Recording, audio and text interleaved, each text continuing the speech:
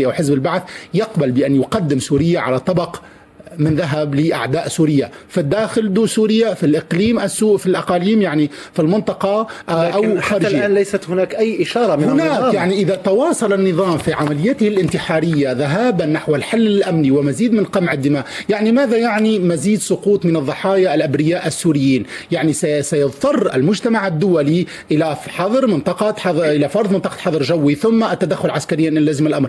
إن لم يتقدم النظام السوري اليوم بذكاء، وهذا ضروري جدا لإنقاذ سوريا وإنقاذ نفسه مما تورط فيه غيره، فإنه سيفتح الباب على مسرحيها نحو حرب أهلية مثل ما هو الأمر اليوم في ليبيا، حيث تطورت مطلب ثوري من أجل الديمقراطية إلى حرب أهلية، واختلطت أوراق تنذر حتى بانقسام. يعني نعم، لأن هناك في الحالة الليبية أن هناك من تحرك ليحدد مسار الثورة العربية، الصحوة العربية، ليغير مسار الثورات من مطالبة بالديمقراطية وبالحقوق الإنسان وبالكرامة لأجل مطالبة أمنية ومحاولة التفاف على القطار وهو يسير بعد أن انطلق ولم نرى انطلاقته. فنحن نحاول أن نحير مساره لاتجاهات يعلمها الجميع من مصالح إقليمية وخارجية إلى آخره. سيد العتاسي، ماذا لو حدث تدخل غربي في سوريا؟ هل برأيك ستكون بداية لحرب يعني لا يعرف أحد كيف ستنتهي؟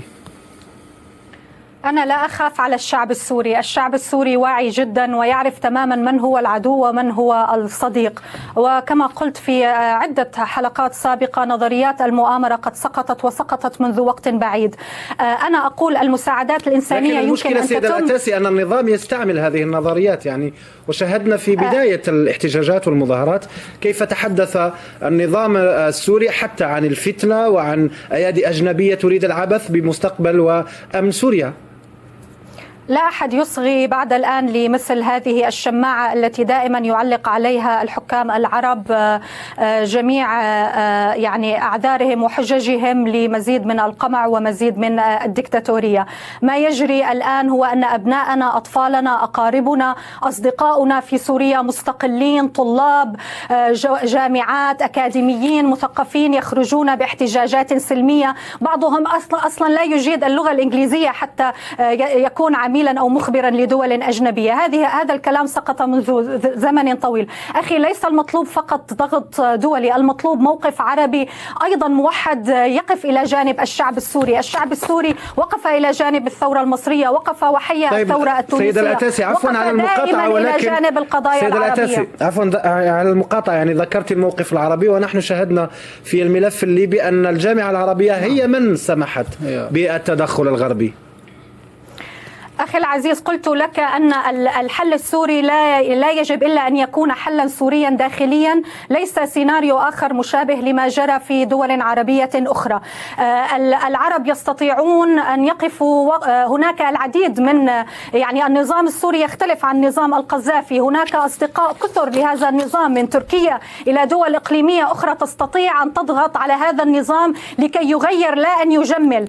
المطلوب كما قلت لك واضح ومعروف لجميع أطياف الشعب، تغيير النظام لا تجميل النظام. كيف يتم تغيير النظام؟ يتم بطريقة سلمية حضارية، تعديل المادة 8 من الدستور التي تسمح لحزب واحد بعث فقط هو بالحكم، السماح لجميع تلك الأطياف الشعبية في كل سوريا المعارضة والموالية أن تنظم نفسها في دعني أرجوك دعني أكمل النقطة. أتمنى أن يسمع الحكماء والعقلاء ما نقول. تنظيم جميع أطياف الشعب السوري في منظمات دستورية داخلية، أن نقوم تعديل المادة 8 من الدستور، الدعوة إلى انتخابات حرة نزيهة. إذا كان الشعب فعلا يعني يقف وراء الرئيس ويريد انتخابه شعبيا فلنتفضل إلى صناديق الاقتراع ولنرى النتيجة، لا النتيجة 99.9%. نريد نتائج واقعية ملموسة. أن تكون هناك انتخابات حرة، الدعوة إلى حوار وطني فوري، الرجاء حل وزارة الإعلام لأن التلفزيون السوري يضر بمصداقية سوريا داخليا وخارجيا وفي عيون الشعب. وصلت الفكرة سيد العتاسي؟ الإعلام الحر.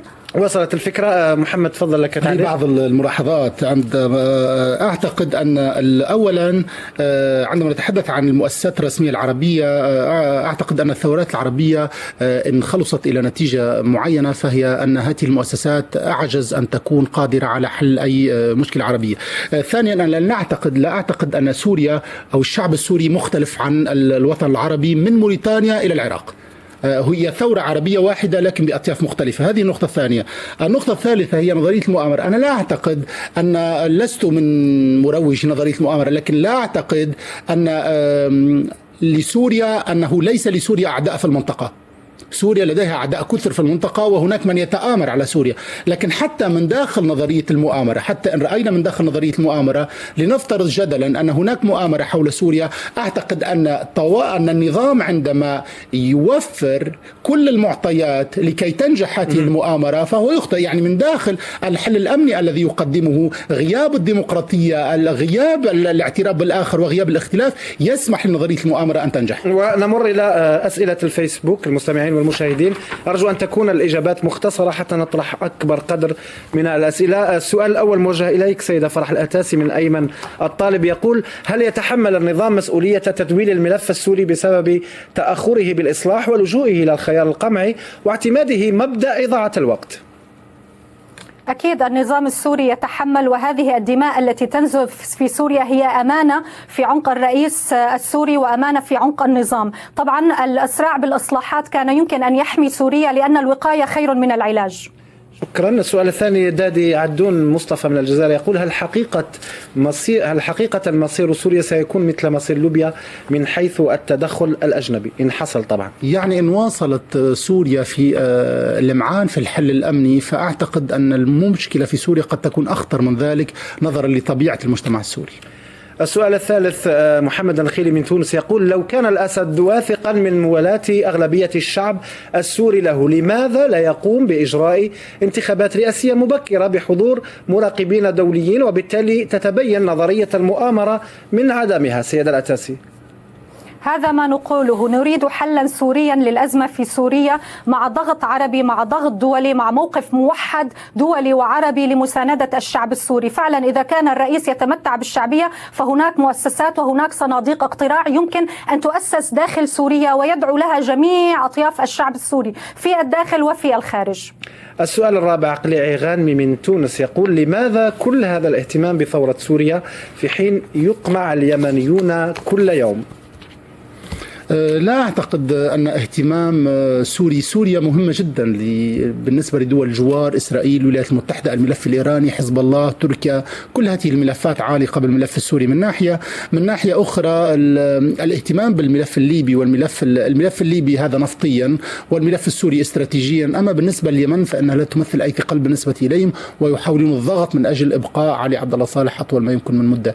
يعني لا نرى أن الاهتمام الدولي بالنسبة لكل الملفات هو نفسه نظرا لأهمية كل بلد. السؤال الخامس طارق زحزح من الجزائر، يقول: هل هناك احتمال تدخل عسكري خارجي في سوريا أم أن الأمر سيقتصر على العقوبات فقط؟ سيدة الأتاسي. جميع الخيارات طبعا متاحة مع الشهور المقبلة، ولكن نتمنى ونصلي أن لا يكون هناك أي تدخل أجنبي عسكري لسوريا، وأتمنى أن يتوصل السوريون أن يلتقوا على المصلحة المشتركة وهي حماية سوريا وحب سوريا. لا أحد يختلف على هذه المصلحة، هناك فروقات وكل رأي له أسبابه الخاصة لأن يتشبث برأيه، ولكن يا إخوتي لنلتقي على القواسم المشتركة وهي حب سوريا وحماية سوريا، وهذا سبب كافي يدفعنا جميعا لأن نلتقي على طاولة واحدة، نطرح الأفكار بطريقة حضارية، وقف العنق، وقف إرسال الدبابات، فك الحصار عن درعا. هذه أول شروط إرساء الحوار الحضاري المطلوب، لا للتدخل العسكري الأجنبي في سوريا. نعم للضغط الدولي ونعم للضغط العربي ويعني الضغط ومساندة الشعب السوري، ولكن لا للتدخل الأجنبي العسكري في سوريا. نعم. السؤال السادس والأخير أسامة بعطوش من الجزائر، يقول: هل التدخل الدموي للجيش السوري يعني بأن الحوار مع النظام قد انتهى وأن الشعب عازم على إسقاطه؟ لا أعتقد ذلك. يمكن أن النظام السوري فوجئ كما فوجئ غيره بالحركة الشعبية فقام بردة فعل عنيفة في البداية، لكن لا أعتقد أن الحوار انتهى بين الشعب، بل هذا ما نرجاه. نتمنى أن يكون الحوار متواصلا، أن يتواصل الحوار مع الشعب السوري، مع أطياف المعارضة السورية، مع المثقفين السوريين، مع المعارضين السوريين، حتى مع المساجين السياسيين السوريين الذين نرجو أن يخلي النظام سبيلهم. هذه مناسبة لكي يتصالح كل أطياف الشعب السوري من أجل بناء سوريا، ومن أجل أن لا تنزلق سوريا فيما انزلق فيها غيرها من الدول العربية سواء المجاورة مثل العراق أو الحالة الليبية أو غيرها. نتمنى ذلك. نعم، شكرا. وأشكر ضيفتنا من واشنطن السيدة فرح الأتاسي رئيس المركز العربي الأمريكي للأبحاث والإعلام. شكرا لك يا سيدة الأتاسي على المشاركة في برنامج باريس مباشر.